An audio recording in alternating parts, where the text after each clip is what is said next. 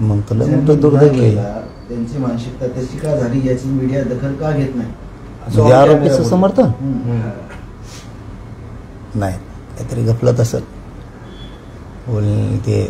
मग तर हे राज्याचं लय मोठं दुर्दैव आहे. लय मोठं म्हणजे मी महंतावर नाही बोलू शकत, कारण शेवटी महंत आहे.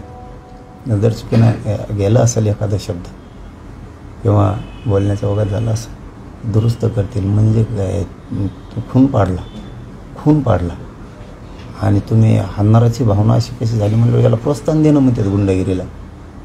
म्हणजे राज्यात गुंडगिरी उसळली पाहिजे म्हणजे क्लिअर चित्र व्हायला लागले. जातीवाद जे बोललं जातं आपण, तर मग एक बाजू घेऊन बोलायचं आणि ज्या कुटुंबावरती, ज्या संतोष भैयाच्या लेकरांवरती, आईबापांवरती जो काही अन्याय झाला आहे, जे चित्र विद्रूप झालं आहे त्या घराचं, संकटातून पडलं, उन्हात घर पडलं आहे ते.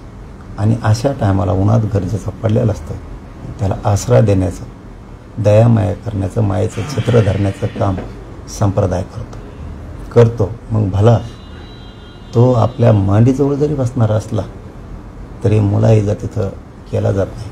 आणि त्याच मुशीतली तेही महाराज आहेत की कोणाचाच गुन्हेगारांचा मुलाहिजा करणार नाहीत.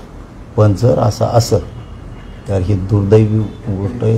ही भयंकर मोठा विषय, मग खूप मोठा विषय मग घेऊ.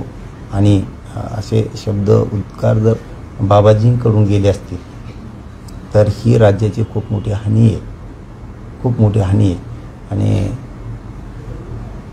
त्यांनी असं का कृत्य करायला ते तयार झाले म्हणजे खून केलेल्याचा आनंदही की काय असा त्याचा अर्थ होतो. आणि गुन्हेगारांना सोडून द्या असाही त्याचा अर्थ होतो. पण मी पुन्हा ते त्याच्यात विश्वास बसत नाही म्हणून, कारण एक काळ आमचा सगळा परिसर जीव के प्राण मानणारा गडाला आहे.